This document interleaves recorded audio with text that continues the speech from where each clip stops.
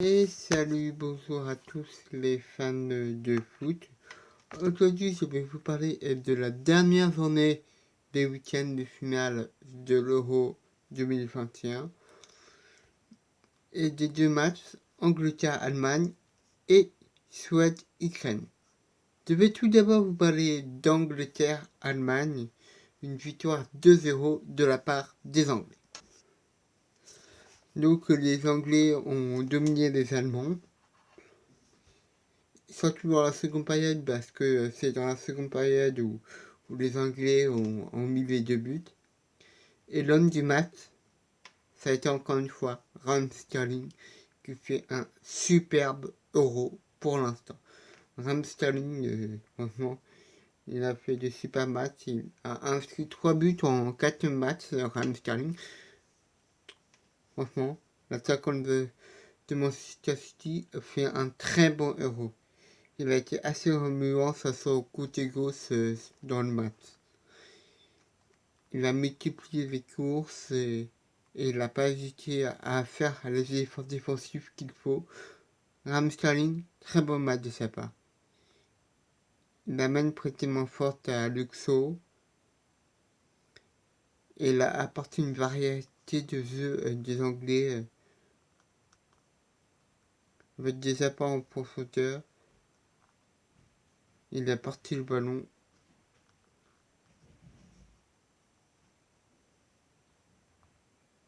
C'est lui qui s'est le plus illustré dans l'attaque anglaise. Avec une belle frappe à la 15e minute qui aurait pu profiter et une personne qui aurait pu profiter à Kane dans la première temps. Il aurait pu être plus précis dans le dernier geste, mais il a tout de même fait un très bon match, récompensé d'un but à la 115e minute. Mais sa part de balle à la 80e aurait pu coûter très cher à son équipe, mais Thomas Müller a loupé le câble.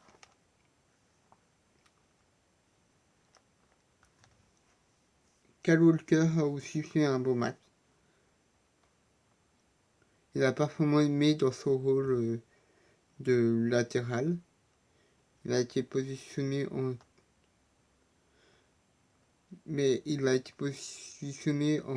en tant que central du défense à 3. Il a récupéré un nombre vraiment incalculable de ballons. Il a récupéré je ne sais pas combien de ballons. Il était très sérieux dans ce match.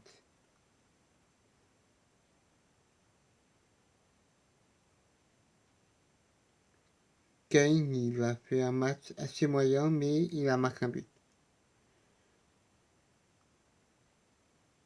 Il a été plutôt discret dans ce match. Il a eu du mal. Et à la mi-temps, il a touché que 10 ballons. C'était vraiment trop peu pour qu'il s'illustre et qu'il montre et qu'il puisse peser sur la défense allemande, qu'il puisse monter ses qualités. Mais il a eu une occasion de voir le score en reprenant un ballon mal renvoyé. Mais Inmels l'a bien pris.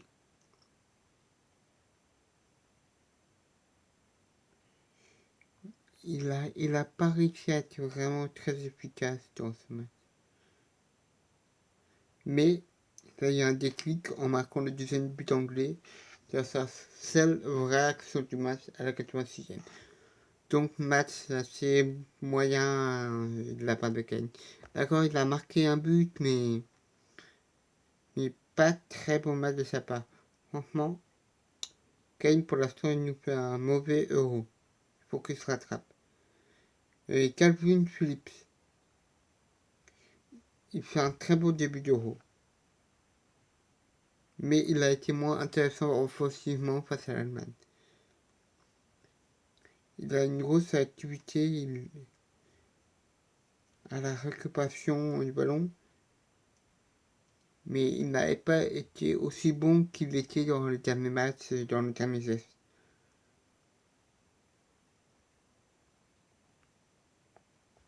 Il avait un rôle de premier relanceur et de milieu capable d'accompagner les autres, les actions.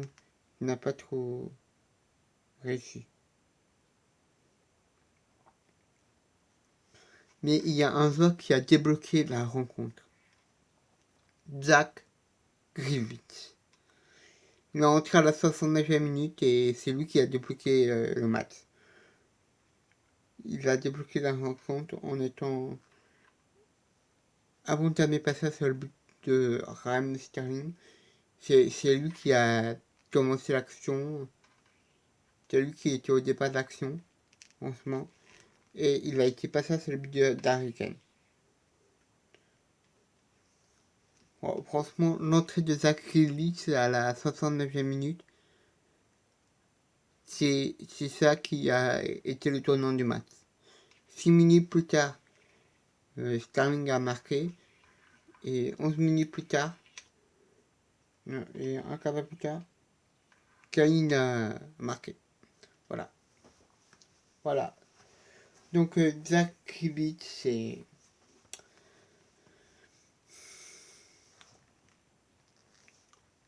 Il a fait une très bonne entrée. Maintenant, je vais vous parler un peu de la performance des Allemands. Les Allemands ont vraiment pas bien joué. Il y a un Allemand qui a été assez bon, Kai Havertz. C'était le milieu le plus offensif de l'Allemagne durant ce match. Il a réalisé une très bonne entame de rencontre, mais il a disparu sauf durant la première période. Sauf sur un excellent ballon qu'il envoie à Werner qui défie Pickford à la 32e. Il aura été l'Allemand vraiment le plus dangereux dans ce match face à l'Angleterre. Car la plupart, en fait, la plupart des actions allemandes, elles venaient de lui au départ.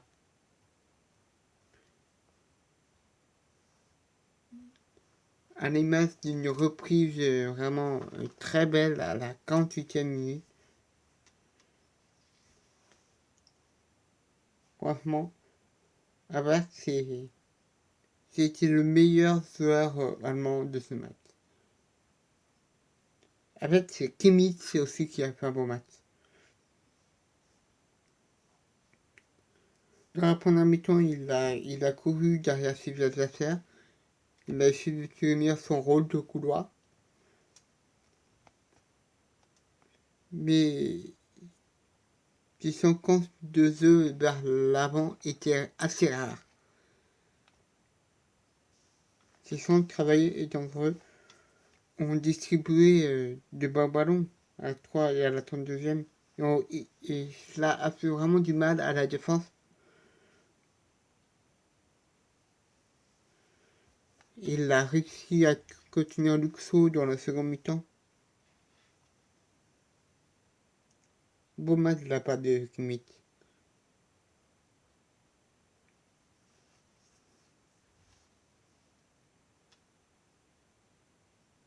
Hier, il a répondu présent durant ce match, mais il a craqué à la fin du match. Voilà.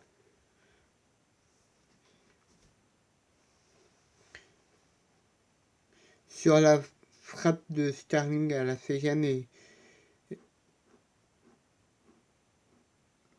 il a fait un bel arrêt, mais il est revenu. Mais Sterling est revenu à la 76e et Kane à la 86e. Il a fait de très belles relances au pied et il a participé au jeu de son équipe en sortant loin de ses cases. Je l'ai surtout remarqué à la fin du match quand l'équipe était menée en fait, mais j'imagine que c'était déjà, il a déjà beaucoup fait avant, mais il est beaucoup vu à la fin du match faire ça.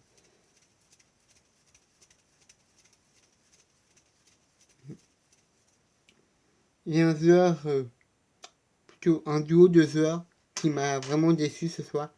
Le duo Werner-Müller. Müller, il a tenté de semer la panique dans la défense anglaise. Il a un peu sonné, il a cherché les espaces libres, mais cela n'a pas fonctionné du tout. Il a été maladroit balle au pied. Il a perdu des ballons qui ont mis son équipe en danger, par exemple à la 46e minute.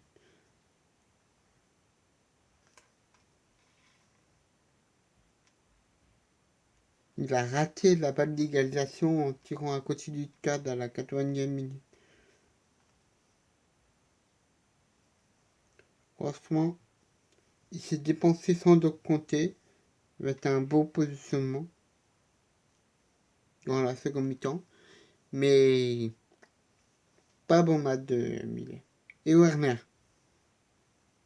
il a eu du mal à se mettre dans le match. Il ne s'est pas compris avec ses coéquipiers à la 20e et à la 29e minute. Mais sa mobilité et ses courses ont gêné un peu les Anglais. Il n'a pas dit un duel avec Pickford à la 32e minute qui lui aura coûté cher.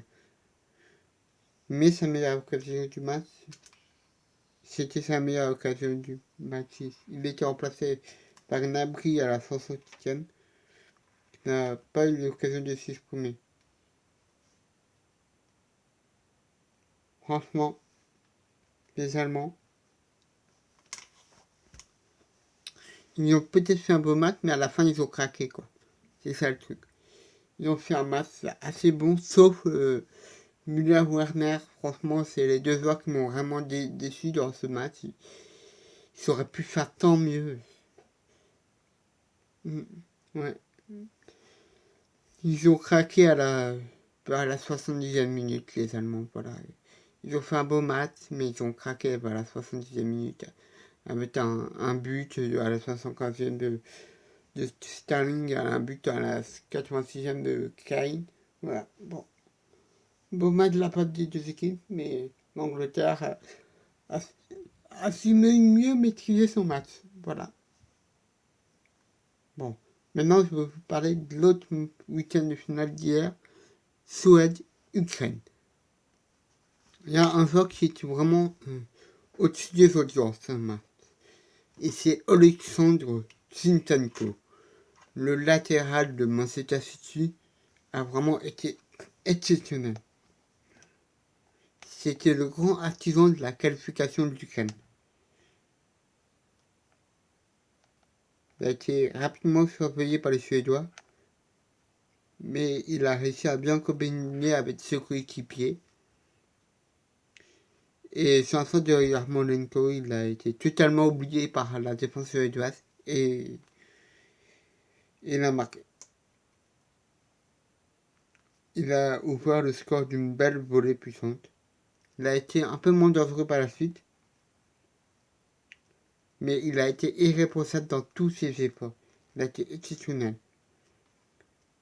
Et à la fin du match, il a fait un centre décisif pour le but de la victoire de Dovbyk.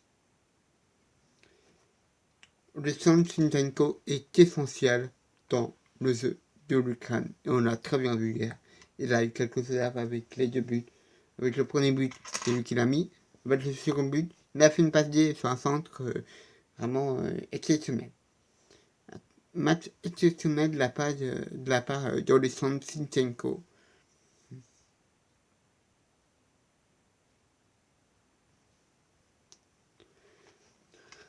Andrei Yarmolenko a aussi fait un très très bon match. C'est le meilleur joueur de l'Ukraine durant cette Euro. Il est en forme depuis le début de la compétition, Yarmolenko.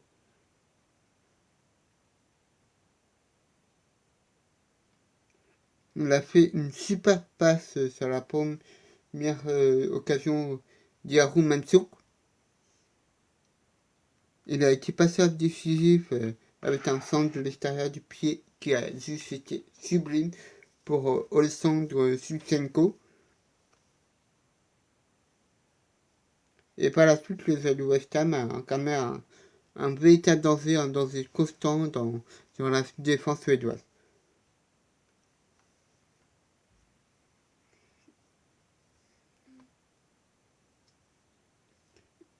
Avec notamment un ballon donné à Thioduk qui a trouvé le poteau. Et il a été remplacé par Artem Dubik à la 105e minute qui a offert le but de la qualification à l'Ukraine. Et Romanchuk a aussi fait un bon match. Il a formé un duo vraiment exceptionnel et en forme avec Yarmolenko en attaque. Il a été bien pris par les défenseurs centraux de la Suède. Mais il a quand même réussi à être dangereux et à bien communiquer avec ses partenaires.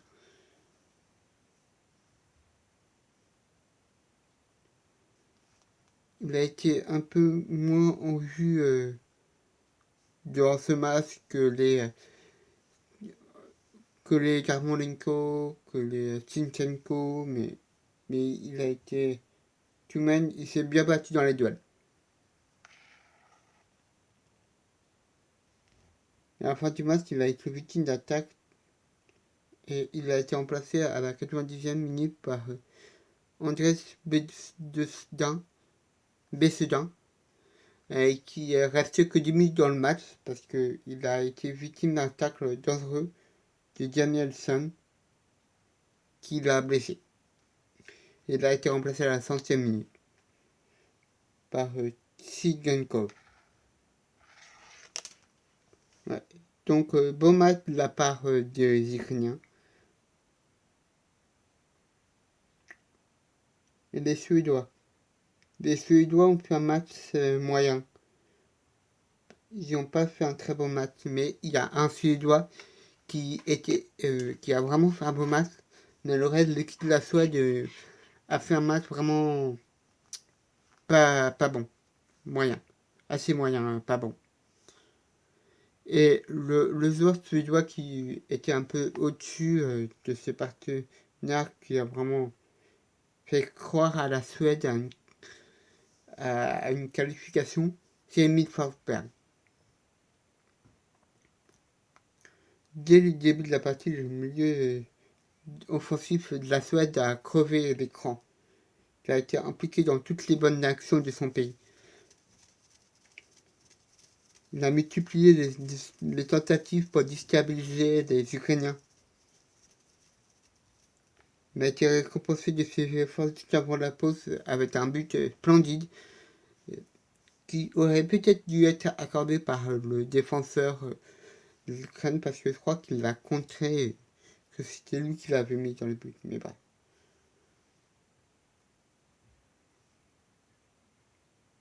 Il a été inspiré dans ça. Il a fait la différence. Il a été proche d'un doublé avec des tirs vraiment sur le poteau et aussi sur la barre lors du second acte. Vraiment, bon match de la part d'Emil Forsberg, mais son équipe n'a pas suivi. Voilà. Son équipe n'a pas suivi.